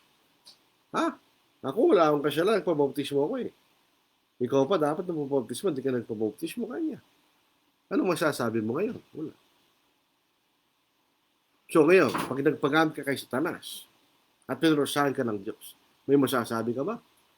Wala. Eh kung yung ulo po na walang isip kanya, pinarusahan ko dahil nagpagamit kay Satanas. Ikaw pa na may isip kanya. Yun po makikita natin kay Sipa na maaaring pumasok dahil sa pangyayari yun, di ba? It's just that, hindi lang basta isang pangyayari ng gano'n. Siyempre, meron tinuturo sa atin ng Diyos sa ginawa niya doon sa bagay na yun. At dapat natin matutunan. Ito rin po yung warning sa atin. Lalo kung tayo mangangaral. Papasukin po natin ang gawain po ng pangangaral. Wala namang pumilit sa atin. Tayo may gusto mangaral. Ngayon ang pangangaral po, binibigyan sila ng karapatan na tumanggap ng support o tulong sa mga kapatid. Yes, that's true. Pero kailangan tayong tumindig sa ating paninindigan sa totoo, sa katotoo. Igit dun sa ating support. Pagka nauna sa atin ang support kaysa sa paninindigan, matutulad ka dun sa ulupong na pinurusahan ng Diyos. Nagpagamit ka kay Satanas. Ang ating pagtanggap ng support ay karapatan, totoo yun. Pero kaya tayo binibigyan ng support para maituro natin ang totoo. At manindigan tayo kung ano yung totoo. Kaya kung gagamitin baliktad yan, ang mahal mo yung support kaysa sa paninindigan, para kayong ulupong na ginamit sa Satanas, parurusahan tayo ng Diyos. Kaya kung hindi natin kakayanin manindigan sa totoo, huwag tayo mangaral. Sabi nga po ni Brother Larry Hafley, nakalimutan ko eksaktong salita. If you are a preacher, you have to stand for something. Kanya. If you cannot stand for something, kanya, do not preach. Better lift hamburgers. Yun ang sabi niya. Eh, hindi ko nakalimutan yun dahil nung pakinggan ko yung tape na yun, ako isang batang mangangaral. And yung lesson na yun, napunta sa akin kay Sipan hanggang sa panahon natin ngayon. Which is true. Mga kapatid, anong iharap natin sa Panginoon? Kung hindi tayo maninindigan sa totoo. Anong iharap natin sa Panginoon kung nagsisinungaling tayo? Hindi natin tinuturo kung ano yung totoo. O di ba? Delikado yan. Ito, Genesis chapter 3, malaking aral sa atin yan. Hindi natin pwedeng iturong iba dahil sa iyong kasalanan. You have to accept your sin and be responsible. So, wala na po tayong tanong mga kapatid. So, bukas po, magsisimula tayo sa pangalawang panahon. The Mosaic Dispensation. Which is very interesting dahil napakaraming controversy ng Mosaic Dispensation, the Old Covenant, sa pagitan ng Diyos at ng bansang Israel. Marami pong tipan ng Diyos. Ano po? May tinatawag na walang hanggang tipan, the everlasting covenant. Kailangan natin ano ba yung everlasting covenant? Pag-aralan po natin yun. Pagkatapos po ng mga serye ng mga pag-aaral na ito. Wala na po tayong tanong. Sabi ni Brother Randy, salamat kapatid. Sabi ni Al Niagaw Templanza, salamat igsuon. Wala isa pa yan, igsuon. Maraming mga magandang tanong. Ano po? Sabi ni Brother Kent, thanks. You're welcome, Brad. Wala na po. So, wala na po tayong tanong, comments.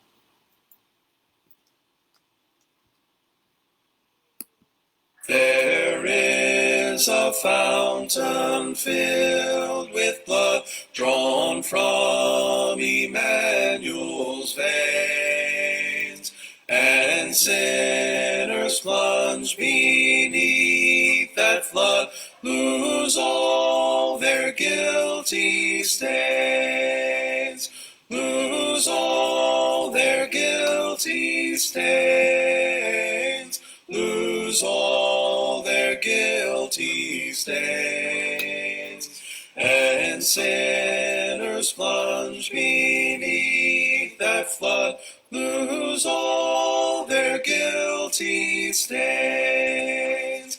The dying thief rejoiced to see that fountain in his day, and there may I, though vile as he, wash all my sins away, wash all my sins away, wash all my sins away, and there may I, though vile as he, wash all my sins away.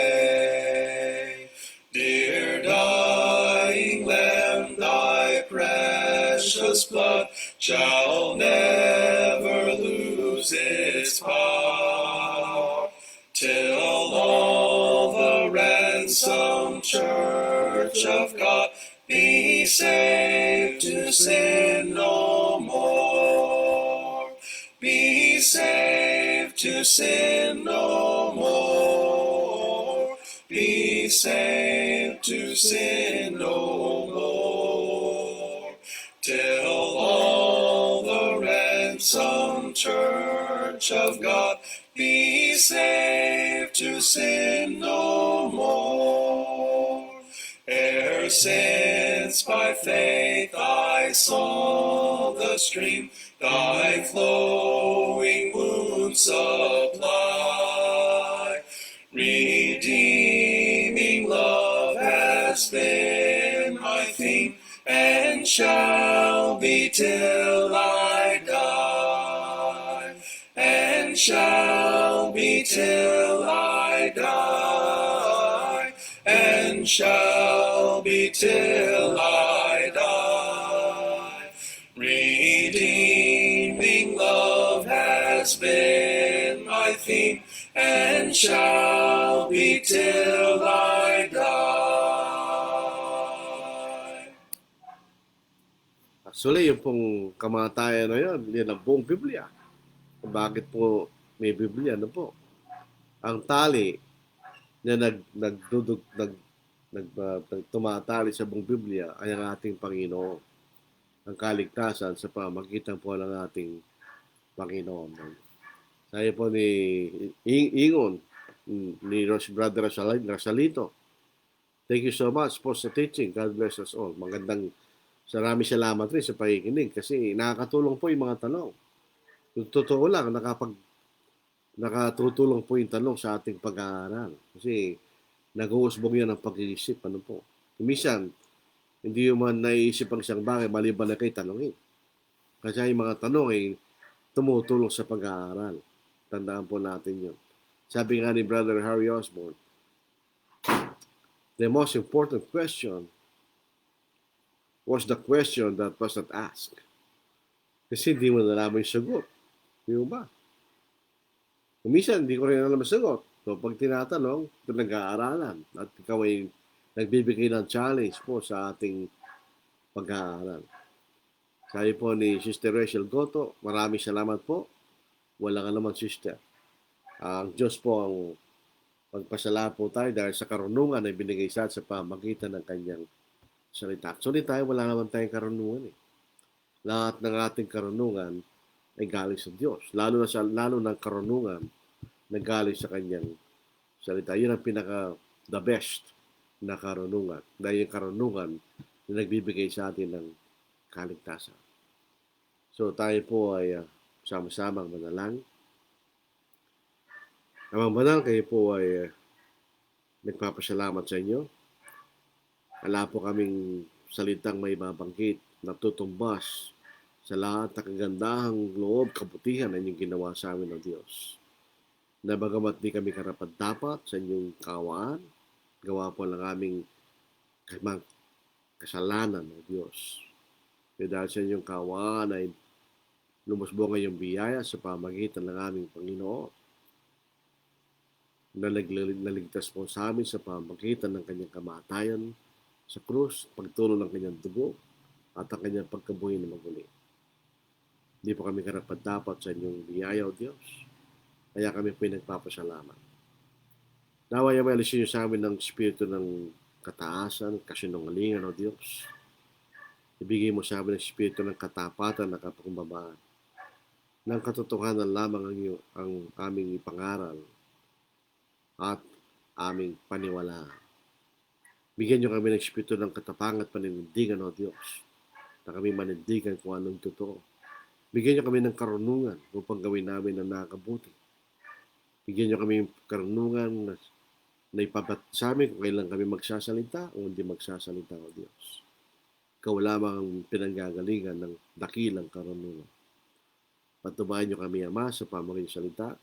Ingatan niyo kami, O Diyos, sa mga bagay ng sa kasalukuyan, lalo po sa pandemic na ito.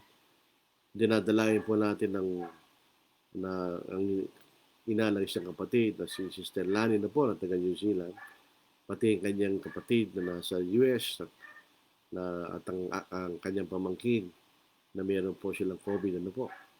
Dinadalangin namin ang lahat ng mga kapatid na nasa lanta po ng COVID na sana sila iniligtas o Diyos, at lahat po na may mga karamdaman.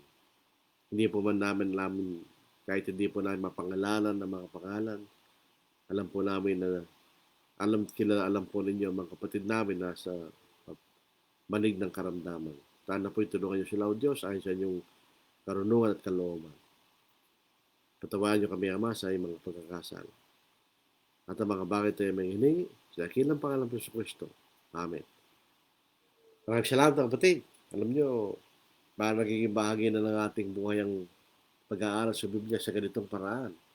At nagpapasalamat tayo sa gumawa ng internet. Alam po ninyo, ito po yung magsing pag-aaral lang, actually. Kung sa aking PowerPoint, ilang slides lang po ito eh. Pero napakaraming tanong ng mga bahagi po ng mga magulang. Siguro sa susunod pong pag-aaral po natin sa Aklat ni Moises, mas maraming mga tanong na usbong sa ating kaisipan. Mabul po si Brother Jojo Ocampo, amen. Kanya, Aljon Ocampo, amen. Amen. So bukas ang uli, kalulobin ng Panginoon, para mas maganda itong alas 8 na ito. Ako na, mas maganda itong alas 8. Ang alas 8 kasi, tapos sa trabaho yung mga kapatid, ipapahinga na lang. So, maalis wala tayong limit sa oras. Ano na po, maalis magdadalang oras na po tayo sa ating para pangangaral. Maraming salamat, kapatid. Tayo po mag-ingat. Stay safe.